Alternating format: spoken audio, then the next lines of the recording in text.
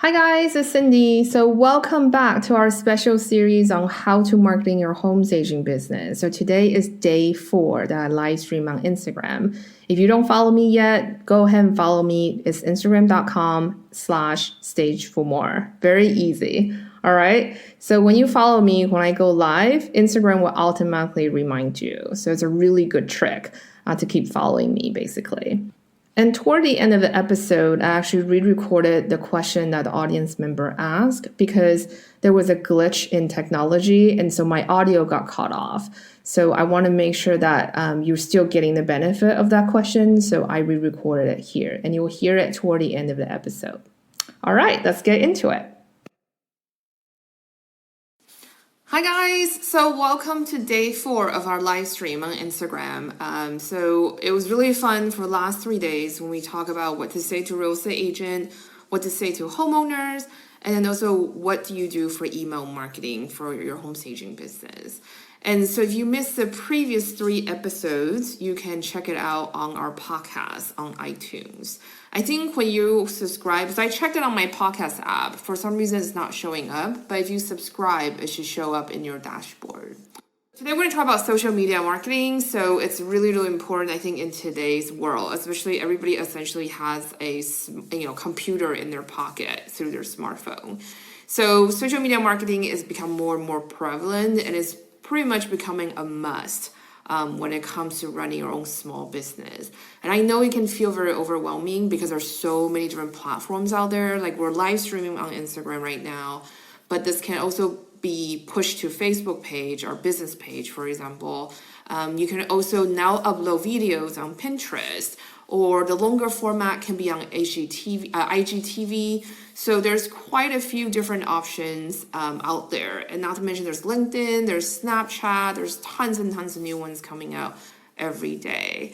So my advice for that is, first of all, you want to be very clear about your goals. So how is marketing on this specific platform going to benefit you and help you with your business? Because ultimately you have to think about where your audience is. If your audience are all hanging out on Facebook, there's no reason for you to spend all this time working on LinkedIn if no one is there, right? It's kind of like you're trying to meet a husband or something, or make new friends. You will go to where they're hanging out. You're not going to sit at home because they're not going to be there. So it's really important to think about where your audience is going to be. And again, this is why audience research is really important. You really need to nail down who you're marketing to, because without knowing that, it's really difficult for you to figure out what is the right marketing campaign to attract that demographic for your home staging business. So that is very key. So first of all, my first number 1 tip is always be very clear about your goals, because once you figure that out, once you figure out who your ideal client is, everything else is going to be much easier, because then it's so much easier to figure out what brands they like, what kind of activities they'd like to do. If they have family, for example, what are some a really good topic to be, conversation icebreaker kind of thing. So it's really important to do your homework to figure out who your ideal client is and how can you present your business, present your marketing to speak to them, make them feel like you're talking to them and you've heard them and you understand where they're coming from. So that's very, very important. Social media marketing sometimes can feel like very modeled. It's like there's so many things that you could do, right? Like I could live stream, I could post an update every day, or there's some brands, they're posting like 8-10 times per day. I mean, the bigger companies. Most small business like once a day, I think it's more than enough. And algorithms also very changing all the time, so it's also very confusing. Like, for example, it used to be that if you post on Instagram, people are going to see your post if they follow you. But now it's based on the interaction of the user to their own content. So if somebody hasn't clicked on your thing for a while, they might not see your post. Or Instagram has shifted the algorithm where that if you're doing more videos, they favor that. So your news feed and your live feed will pop up more often than people who don't do videos. So it can be very, very confusing that you have to keep track all the time. But not to worry, I'm here to help you. So here's my number 2 tip. Different platforms, they do different things. So for example, Pinterest is really about long tail keywords. So on my podcast episode, I think it's in season 9, I interviewed Kate from Simple Pin Media, and then she was she's probably one of the top experts on Pinterest, and it's really about long tail keywords. And just from my personal experience as well, I think it's really long tail in the sense that if we do the action now, we probably won't see it till 6 to 9 months later, because it does take time. Pinterest itself is like a visual search engine. It's just like Google, but with a lot of photos. And so a lot of times when you put something up, it's going to take some time to really cycle through the communities. So I think it's really, really important to figure out which platform is going to be very beneficial for your type of audience. If you work with a lot of remodeling type of clients, like Pinterest might be really good for you, because not only you can have a public board that serves as an inspiration for different type of remodeling work that you do. You can also have private boards to share your mood board with your customer. So it's a very effective tool if you're doing design work. And then again, every platform has different personalities as well. Instagram tend to be a bit younger, I would say, than Facebook. I think Facebook is pretty much ubiquitous. Like even my parents' 80-year-old neighbor has them. They want to be on Facebook to communicate with their grandchildren. So a lot of real estate agents are also on Facebook. Facebook, for example, is free to have a business page, which I highly recommend you to get. I never recommend people to use their personal profile, because you just never know what you will post in your personal life might rub someone the wrong way or stir up controversy, or there's just some things that are private that you don't want people to know. You don't want your clients to know. So it's usually best to have a business page instead, which is free anyway. And if you ever want to do some sort of marketing, it's really important to install something that's called Facebook Pixel. It's spelled Pixel. And you can just Google how to install this. It's very quick. Just a simple line or chunk of code that you can put into your website. So what that does is that Facebook will start tracking the people that are coming onto your website and figuring out what their demographics are. Even if you don't plan to do advertising now, I think it's still really good to have that in place on your website. Again, if you don't know how to do it, just go ahead and Google it. There's lots of tutorials online on Facebook itself and also on Google as well. So it's a really great tool, because you might change your work later on about advertising. And the other thing too now, Facebook owns Instagram, so you can actually see your Instagram ads as well. So, the thing is, the online landscape is changing, and it used to be that when I first started staging, I advertised on Craigslist for free, because at the time, it was really popular for people to sell real estate on Craigslist. A lot of sellers and buyers were looking for homes on Craigslist. A lot of real estate agents were listing houses and selling houses on Craigslist. So as a stager, naturally, it was perfect to be on Craigslist, because everybody sees that. And then Google ads become very popular, and now it's Facebook ads and Instagram ads. So, you just need to figure out which platform you're comfortable with, and then just figure out how to engage with these type of audience. So Facebook and Instagram are really great when you want to engage with your audience through very visual content. So it's a really great way for you to showcase your portfolio. Actually, now working as a photographer, some photographers actually don't have website, and they just send people their Instagram profile. And a lot of times too, it's that when people see you on Instagram or on Facebook, that you post pictures constantly, your projects and stuff like that. Every time you do a project, you can just take your phone and then record a quick walkthrough, with your phone, like a behind the scene kind of thing, or a sneak peek. Here's a sneak peek of a project we're staging today. And then, the real photograph coming soon, stuff like that. Of course, with that, I would be very careful. I'm always very paranoid, because I used to be a real estate agent. And as a single woman, I'm very sensitive about safety. So if you're doing these type of live video streamings from a project, don't tell people where you are, okay? Just for safety's sake. Yeah. So number 3, you also don't need to spend hours on social media for it to be effective. I think that's one of the biggest misconception and also what's holding people back. Ultimately, at the end of the day, social media was invented for people to have fun, to connect with each other, to keep in touch. And it's the same way when you're running your business. Yesterday, and actually the days before, this whole week, I've been talking about building an authentic relationship with your potential customers. Like social media is a really great way to do that, like by having video content. I know it's really hard to put your face on video. It was something that I really had to overcome as well. It was actually one of the goals I set for myself earlier this year. Like in January, I actually did another 5-day of live streams. And then I think on day 1 about mindset, I said that for my goal in 2019 was to actually do more live streams, because I actually find it to be a really great way to engage with my audience, and then people can ask me questions directly, so I can really understand people's pain point. You can do that in your home staging business as well. Like hop on, or if you just feel super self-conscious, like start with baby step and just record a video from your phone and then upload it later onto Instagram or Facebook. And then just to say hello. I mean, there are email newsletter tools now where you can actually send a short video to your potential customers that you can individualize, that you can like personalize.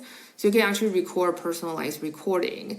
Imagine the person who receives that on the other end. I mean, it's much more personable than just a few lines of text, right?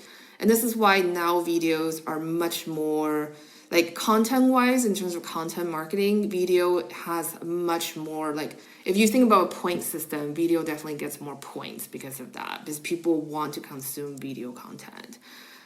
So I know it can be difficult to put your face out there, but once you do it a few times, like it's gonna be less and less scary, trust me. Like now I'm just like, I don't know. You can see my double chin, you can see there's a mess behind me in my kitchen. I'm just like, whatever, so you kind of start getting over those things.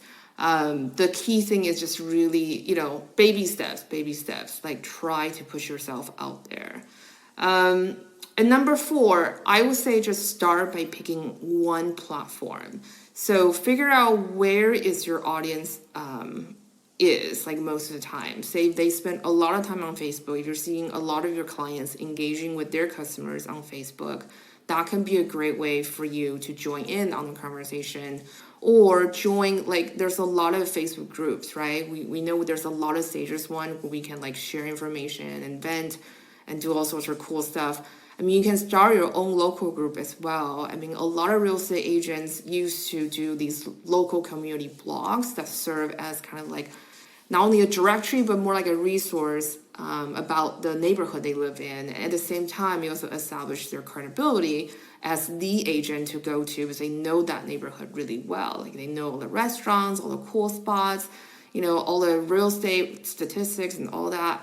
So you can do something similar, or actually collaborate with a real estate agent that is also like interested in doing that, and then see if you can try that as a prospecting tool.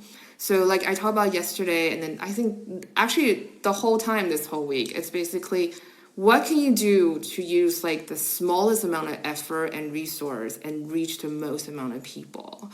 I'm actually a very lazy person, and so I don't like to do more work than I have to. And when you're doing everything by yourself, sometimes it is very difficult. So it can be very strategic for you to actually reach out to maybe like a title rep, for example, or a loan officer who also does business with a real estate agent.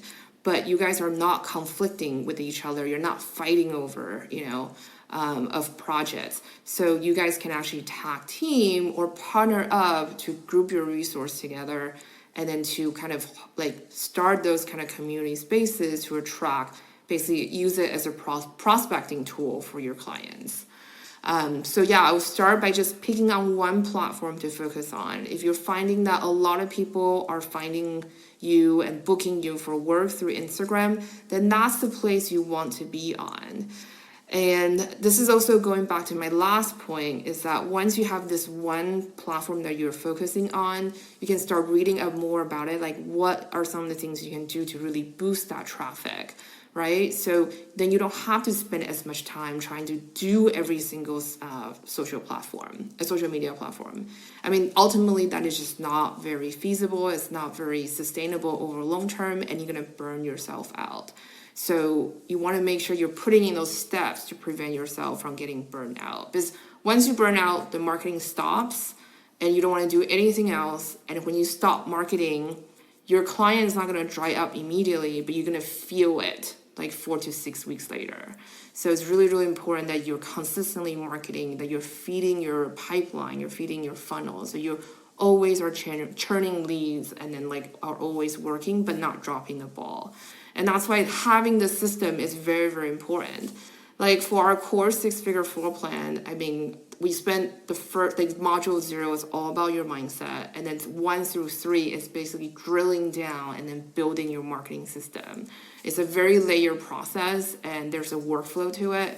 So it's really, really important to figure out how can you hone in on who exactly your ideal client is, and what are some of the ways, where are they hanging out, and what are some of the ways they're going to feel like you're speaking to them. So I think that's very important. And one of the things I forgot to say in the last point about spending time on social media is that, for example, with Pinterest, I basically had an account for Sage for More, I think for ages, and I just never really updated it until last November. I feel like, well, 12 followers are a little bit sad looking, so maybe I should work on this.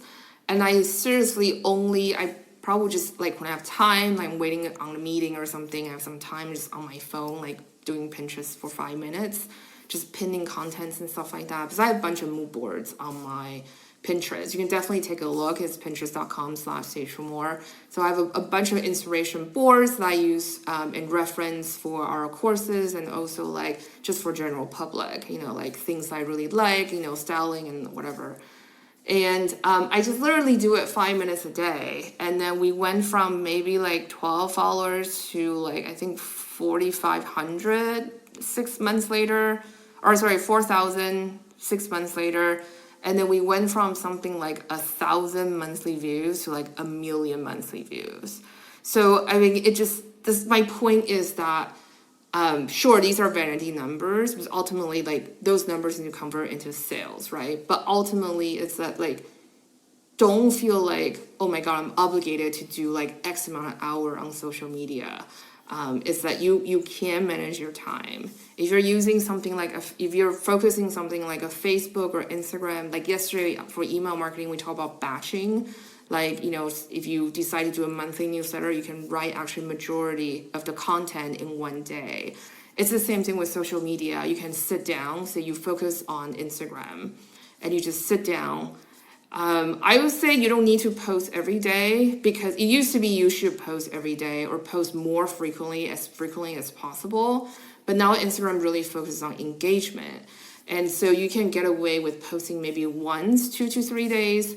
But if you write really good captions and have really good hashtag, which there are 30 to use, then you can really get a lot of engagement. And by the way, I interviewed a social media manager, McCall. She was the social media manager for Remax Canada. So I think that podcast episode is last season, or season 9, I don't remember.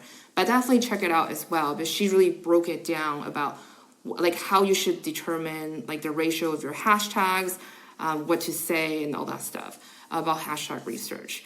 So if you're really focusing on having really quality captions and really great hashtags, you're gonna start seeing your followers going up. So that's just natural. Like, it's just like you need to have good content, but you also have really good ways for people to find you. That's essentially it, okay? And then you also want to engage with people, and just really 5 to 10 minutes a day, like look up a hashtag, maybe like, okay, so for home staging business in San Francisco, like go to San Francisco real estate, like hashtag San Francisco real estate, and just start clicking on photos that agents are posting and commenting on them, and start building relationship that way. It's 5 to 10 minutes seems like nothing, but when you're accumulating it, if you think about it, let's say you do 10 minutes a day, A whole week, that's 70 minutes, okay? That's 70 minutes of engagement. And so over time, you're gonna start seeing your followers go up, up, up, up, up, up. And not just the same thing. I mean, the same thing with Facebook, the same thing with Pinterest, whatever platform you choose, just concentrate on that one for a period of time and then record your growth, like track your numbers and see like are there certain tactics that work really well, like there's certain posts maybe people really respond to, things like that. So that brings me to my final point, which I really already covered, which is just write good captions and good hashtags to really increase your chance of getting found. So that's basically my 5 tips today for social media marketing. So I'm just gonna do a quick recap and I'm gonna run through the comments here to see if people have any questions. So while I'm doing recapping, go ahead, put your question in the comment. So my number 1 point is be very clear about your goals. Like, who is your ideal audience? Like, what do you want to get out marketing on social media? I recommend not just simply chasing the number of followers because that's kind of meaningless. And actually, there's a rumor going around that Instagram wants to kill the follow tab. So, you know, at the end of the day, the number of followers really doesn't really matter. Like, what it really matters is that if you are getting engagement and if you're getting tractions. And this is why, this is an extra bonus tip for you. Like, for your social media profile, you always want to have a call to action. For example, we are doing a free training next Tuesday, right, on October 15th, on marketing. And so in my Instagram profile, you're going to see my call to action, which is like, hey, sign up for this free training on marketing your home staging business. And then I usually use an emoji pointing down, and here's a link to sign up. So that's a really great call to action. Your call to action can be like, hey, do you want to know the 5 hottest home staging tips, for staging this neighborhood or whatever it is? And then, putting the link for that opt-in, like we talked about for email marketing yesterday. And so people click on it, they download that freebie or whatever, and then they're on your email list now. And then you can keep track that and then, send follow-up emails and then hopefully engage them and turn them into paying customers. So, those are different strategies for you to do, but definitely like milk the social media profile. Like, I can tell you how it's a personal pet peeve of mine. Like, when people comment, say they comment on my Facebook page about a question, or someone add me as a Facebook friend, I click onto their profile. I mean, it's fine if you have a private profile, but at least list your website, say that you're a home stager in this neighborhood. I see that mistakes very often. It's that, or I go on people's website, some of our students wanted me to do a website review, and I go on their website, I can't find what neighborhood they're serving. So what if your neighborhood is Seattle, but someone in San Francisco is clicking on it and then they're calling you to come look at a house? I mean, you just wasted your own time.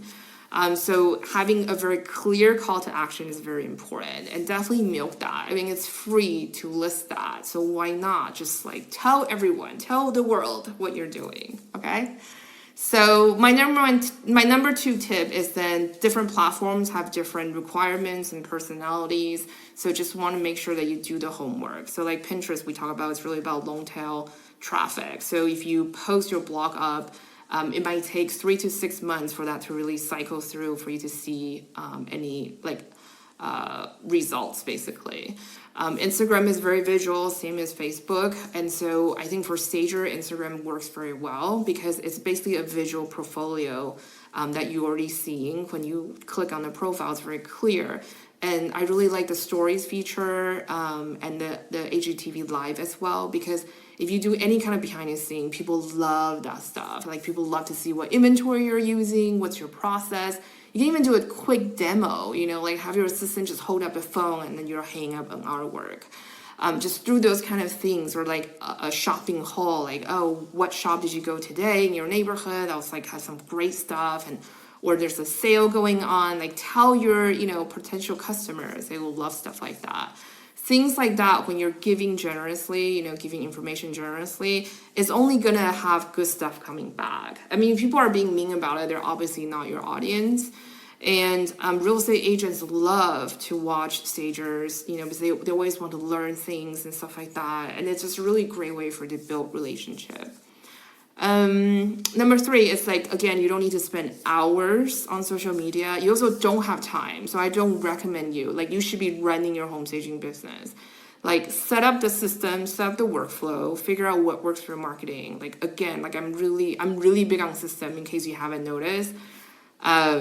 Like I said, for our 6-figure course, we spend a good 3 weeks just on marketing system because it's basically your livelihood. It hangs on to this thing. So you want to make sure that you're not dropping the ball even when you're really busy staging. Because I made that mistake many times, and then 2 to 3 months later, I'm always business seems very slow. And then you're oh crap, I have to keep marketing. So it's like a hamster wheel.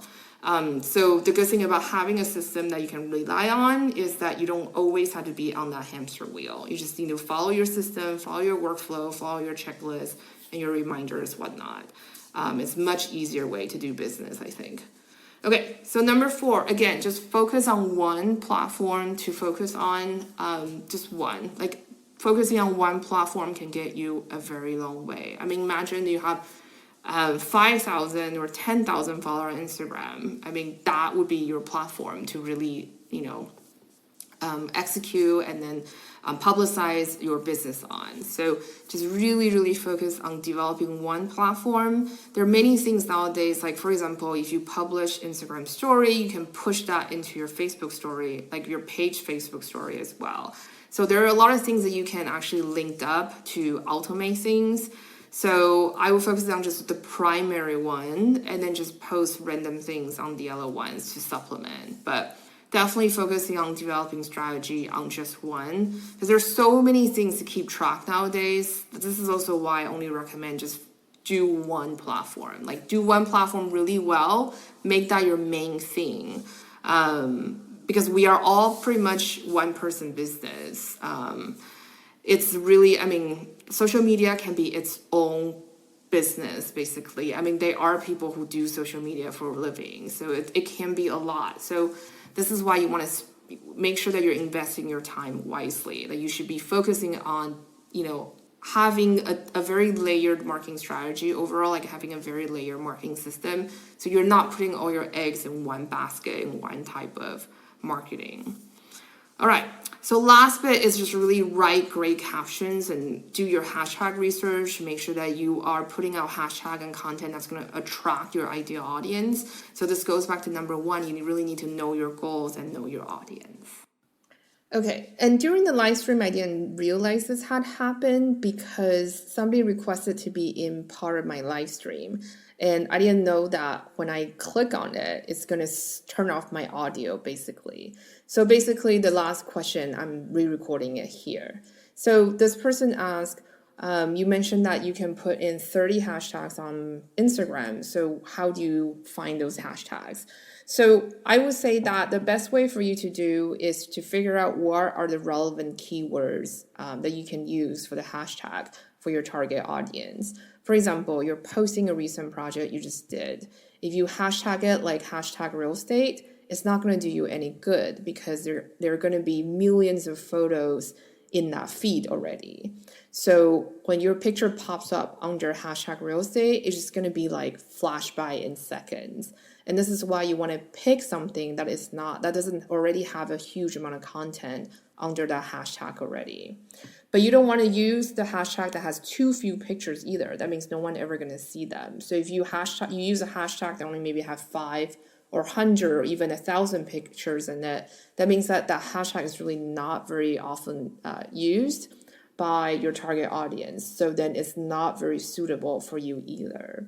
And this is why you need to do a bit of research. So I reference McCall from, she used to be a social media manager for Remax Canada. And I interviewed her on a previous podcast episode. And I believe it's season 9, episode 2, I want to say. But anyway, if you haven't listened to that episode, just go to our website, stagemore.com/podcast. You can click on the full archive link and then find that episode. And she actually, in the episode, she broke down on what is the proportion. She actually had this I think it's like 10, 10, 10 kind of, or I forgot the exact breakdown, sorry guys. But basically she broke it down like, maybe 10 hashtag needs to be relevant to your caption, and then 10 hashtag needs to be about your audience, etc., etc. So just go ahead and listen to that episode. She gave a lot of really great tips on how to use hashtags and when to post kind of things. All right, so that really concludes our live stream today. And don't forget, we are doing one more tomorrow. It's all going to be about finding consistent clients for your home staging business. And next Tuesday, we're going to do an online training that is free to you. So if you haven't signed up yet, just go to sagerumor.com/free training, and then you can sign up there. Basically, we're going to cover 4 strategies that I think are very effective. Some of them are actually underutilized, I think, today.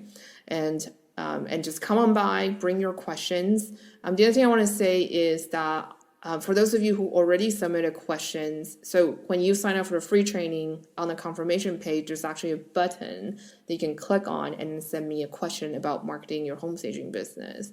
So I basically took all those questions together and I broke them down into these 5 categories that we're doing live streams on this week. But if you feel like your question haven't been answered, don't worry, I'll get to them for sure. If you really cannot wait, bring it to Tuesday, our live stream. Our live free training online. So just sign up for it and I'll do my best to incorporate everything into the free training. If not, don't forget, I'm also going to do mini individual podcast episode for it. So it is coming, I promise. I'm doing my best. All right. So have a great day, guys. And I'll see you tomorrow for tomorrow's live stream on finding consistent client for your home staging business. Bye.